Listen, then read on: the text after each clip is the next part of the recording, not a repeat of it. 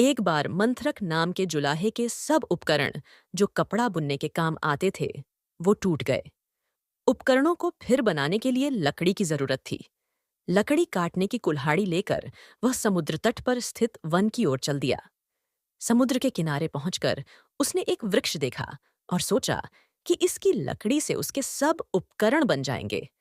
यह सोचकर वृक्ष के तने में वह कुल्हाड़ी मारने वाला ही था कि वृक्ष की शाखा पर बैठे हुए एक देवता ने उसे कहा, मैं इस वृक्ष पर आनंद से रहता हूं और समुद्र की शीतल हवा का आनंद लेता हूं। तुम्हें इस वृक्ष को काटना उचित नहीं। दूसरे के सुख को छीनने वाला कभी सुखी नहीं होता। जुलाहे ने कहा, मैं भी लाचार हूं। लकड़ी के बिना मेरे उपकरण नहीं बनेंगे, कपड़ा नहीं बुना जाएगा, जिससे मेरे परिवार के लोग भूखे मर जाएंगे। इसलिए हे देव, अच्छा यही है कि तुम किसी और वृक्ष का आश्रय लो। मैं इस वृक्ष की शाखाएं काटने को विवश हूं। देव ने कहा, मंथरक, मैं तुम्हारे उत्तर से प्रसन्न हूं। तुम कोई भी एक वर मांग लो, मैं उसे पूरा करूंगा। केवल इस वृक्ष को मत काटो।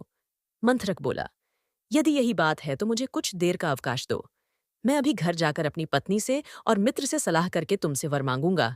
देव ने कहा, मैं तुम्हारी प्रतीक्षा करूंगा। गांव में पहुंचने के बाद मंथरक की भेंट अपने एक मित्र नाई से हो गई। उसने उससे पूछा, मित्र, एक देव मुझे वरदान दे रहा है। मैं तुझसे पूछने आया हूं कि कौन सा वरदान मांगा जाए। नाई ने कहा, यदि ऐसा ही है तो राज्य मांग ले। मैं तेरा मंत्री बन जाऊंगा, हम सुख से रहेंगे। तब मंथरक ने कहा कि मैं अपनी पत्नी से सलाह लेने के बाद वरदान का निश्चय करूंगा। नाई ने स्त्रियों के साथ ऐसी मंत्रणा करना नीति विरुद्ध बतलाया। उसने सम्मति दी कि स्त्रियां प्रायः स्वार्थपरायणा होती हैं। अपने सुख साधन के अतिरिक्त उन्हें कुछ भी सूझ नहीं सकता। अपने पुत्र को भी जब वह प्यार करती है तो भविष्य में उसके द्वारा सुख की कामनाओं से ही करती है। मंथरक ने फिर भी पत्नी से सलाह किए बिना कुछ भी न करने का विचार प्रकट किया। दोस्तों, ऐसे और भी इंटरेस्टिंग कहानियों के लिए मेरे चैनल को सब्सक्राइब करना मत भूलिएगा। तो आइए अब आगे सुनते हैं। घर पहुंचकर वह पत्नी से बोला, आज मुझे एक देव मिला है। वह एक वरदान देना चाहते हैं। नाई की सलाह है कि राज्य मांग लिया जाए। तू बता कि कौन सी चीज मांगी जाए। पत्नी ने उत्तर दिया, राज्य शासन का काम बहुत कष्टप्रद है। संधि विग्रह आदि से ही राजा को अवकाश नहीं मिलता। राजमुकुट प्रायः कांटों का ताज होता है। ऐसे राज्य से क्या अभिप्राय जो सुख न दे। मंथरक ने कहा, प्रिय, तुम्हारी बात सच है।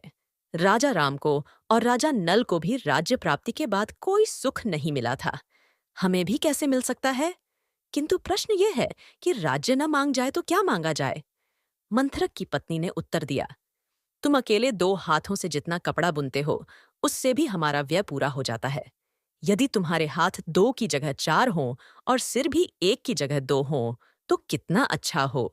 तब हमारे पास आज की अपेक्षा दुगना कपड़ा हो जाएगा। इससे समाज में हमारा मान बढ़ेगा। मंथरक को पत्नी की बात जच गई। समुद्र तट पर जाकर वह देव से बोला, यदि आप वर देना ही चाहते हैं तो यह वर दो कि मैं 4 हाथ और 2 सिर वाला हो जाऊं। मंथरक के कहने के साथ ही उसका मनोरथ पूरा हो गया। उसके 2 सिर और 4 हाथ हो गए। किंतु इस बदली हालत में जब वह गांव में आया तो लोगों ने उसे राक्षस समझ लिया और राक्षस राक्षस कहकर सब उस पर टूट पड़े। लोगों ने पत्थरों से इतना मारा कि वह वहीं मर गया। तो दोस्तों, इस कहानी से यही सीख मिलती है कि अगर अपने पास बुद्धि न हो तो मित्रों की सलाह ही मान लेनी चाहिए। दोस्तों, यह कहानी यहीं खत्म होती है। और भी बेहतरीन कहानीकारों की इंटरेस्टिंग कहानियों के लिए प्लेलिस्ट पर क्लिक करना और साथ ही लाइक सब्सक्राइब करना मत भूलिएगा। सुनने के लिए धन्यवाद।